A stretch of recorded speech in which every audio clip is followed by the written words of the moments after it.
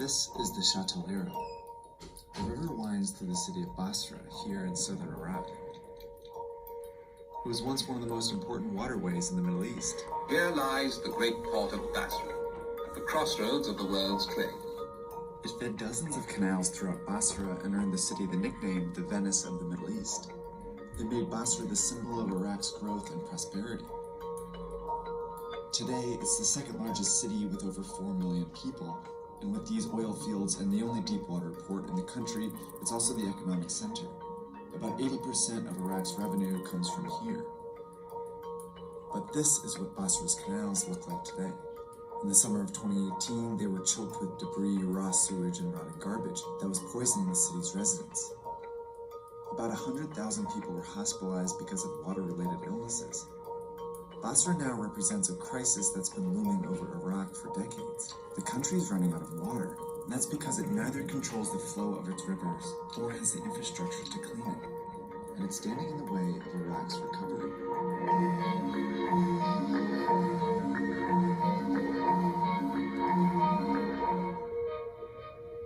The waters of the two great rivers, Tigris and Euphrates, are indeed the waters of life.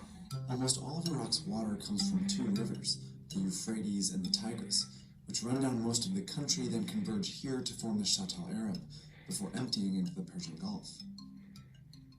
Along the way, these rivers provide drinking water to these cities and irrigate farms and marshlands here. The rest of the country is mostly desert.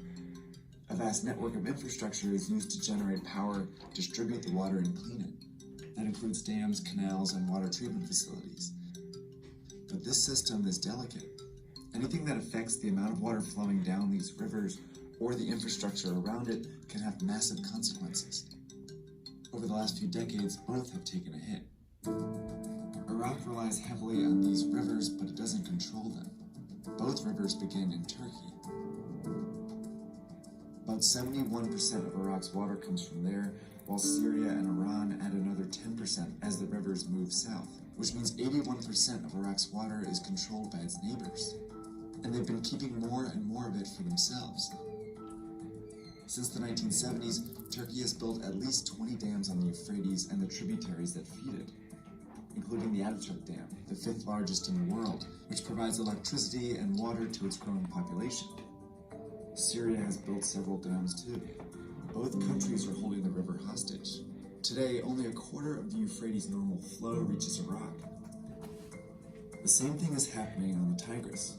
Turkey is building a number of dams here, including the Elisu Dam. When it was close to completion in 2018, it blocked so much water that residents all the way down in Baghdad could cross the Tigris by foot. To make matters worse, many of the tributaries that feed the Tigris begin in Iran. And there, they built 600 dams in the last 30 years, and dozens are under construction. All of this means that Iraq, the furthest country downstream, isn't getting enough water. There's less to drink, irrigate crops, and generate electricity. It also means the rivers are more contaminated. At a normal flow, water can dilute a lot of the toxins and sewage that gets dumped into the river. But when levels are low, these pollutants become more potent. Plus, the weaker flow allows salt water to move upstream from the Persian Gulf, which kills fish and crops. All of this puts more pressure on Iran's infrastructure to distribute and clean the water. The problem is, much of this infrastructure has been destroyed, and Iraq hasn't been able to rebuild it. There have been 3 devastating wars in Iraq in the last 3 decades. Just 2 hours ago, Allied air forces began an attack on military targets in Iraq and Kuwait. The Gulf War began when Iraq's ruler, Saddam Hussein, invaded Kuwait, a U.S. ally. The U.S. led a coalition to retaliate with airstrikes. We are determined to knock out Saddam Hussein's nuclear bomb potential, destroy his chemical weapons facilities. Much of Saddam's artillery and tanks will be destroyed.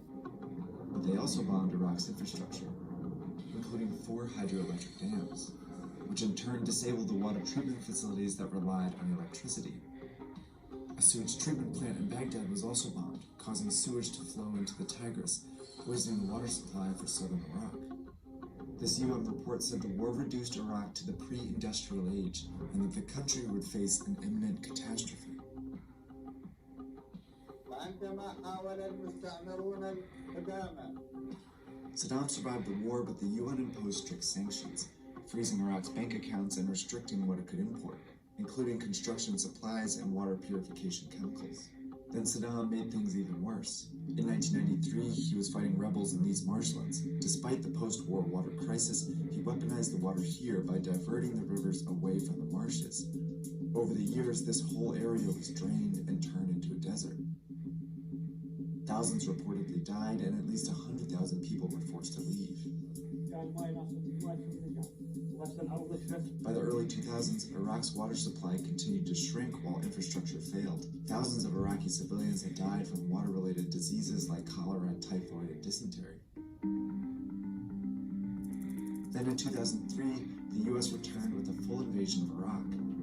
This time, they quickly toppled Saddam's regime and installed a temporary Iraqi government. But the invasion further damaged the country's infrastructure. 40% of Iraq didn't have access to clean water, and 70% of sewage systems needed repair a few months after the invasion. So the U.S. and Iraqi governments announced a huge reconstruction plan to rebuild infrastructure. It planned to bring safe water to over 23 million people and triple Iraq's water treatment capacity. But by 2006, the program had only delivered safe drinking water to over a third of the people it intended to. And Iraq's water treatment capacity was still an eighth of the program's goal. Millions of dollars were lost because of mismanagement and corruption. Reconstruction was a failure. Meanwhile, in Iraq tonight, more deadly violence in what appears to be a concerted effort to spark a new civil war there. Inching toward a new civil war, many fear. Falling apart. The government is collapsing, the violence is starting, and we're seeing all the symptoms of the civil war in Iraq starting up again. By 2011, Iraq was still unstable when the U.S. pulled out its remaining troops, creating a dangerous power vacuum, which was quickly filled by a violent extremist group called the Islamic State.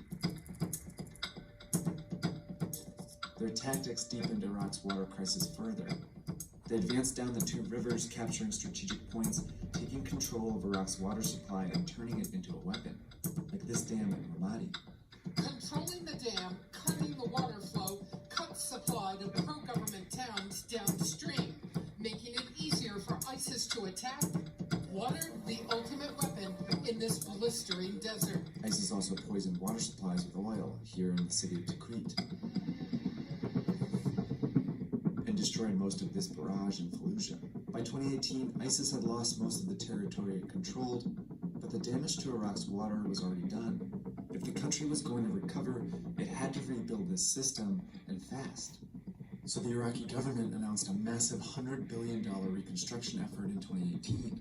But by the summer, the water crisis came to a head at the southern tip of the country in Basra, where the river was dangerously low and toxic. Deadly riots erupted in Basra. Government buildings were burned, and many called for the prime minister to resign. نريد الماء منكم، ما نريد منكم رواق، لا نريد منكم شيء. نريدكم تعطونا الماء، الله بركة يعود علينا الحيوانات والعيش.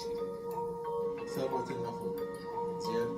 فاحنا ليش هيك جاي يصير لنا الفقر؟ يعني احنا ابسط الخدمات هسه الماي مالنا، يعني مسمم كلش. Despite being the economic center of Iraq, Basra had been ignored and left to deteriorate. The Iraqi Commission of Integrity, which investigated corruption, found that 13 water desalination plants that had been donated to Basra in 2006 never opened. About $600 million was pledged for water projects that were never completed, and Basra's sewage network was supposed to receive a multi-million-dollar upgrade in 2014, but it was still leaking into the Shatt al-Arab in 2018. Despite the uproar against corruption and the lack of public infrastructure, Iraqis continue to suffer. Year after year, the water crisis has gotten worse, and Basra, once a symbol of growth and prosperity, has come to represent what could be Iraq's biggest battle ahead. If the country wants to rebuild, it first needs to stabilize Basra and bring clean water to its people.